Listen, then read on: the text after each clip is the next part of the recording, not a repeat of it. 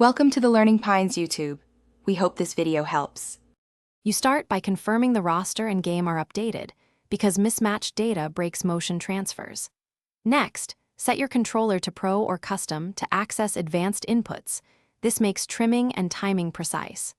Open the player creator and select the target player, then review their current attributes and animation set so you know what to replace. Once done, save a backup copy of the player and note any signature moves you want to keep. This prevents accidental loss during motion edits.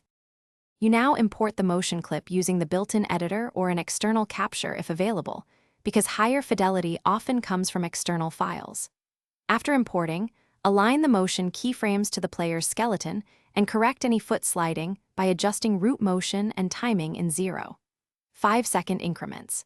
Then blend the new clip into the player's animation tree with layer masks so signature moves remain intact. This allows smooth transitions. Make sure to scrub through the sequence to catch glitches. You finish by testing the updated player in drills and full matches to verify animations behave under game conditions. Observing in different speeds reveals timing issues. If you see snapping or clipping, tweak blend weights, adjust timing offsets, and fine-tune related attributes like agility or balance to harmonize physics. Once stable, save the player and export the roster. If problems persist, revert to your backup. Then import clips one at a time to isolate the offending animation and fix it before retrying. Thanks for watching. Consider subscribing if we helped you.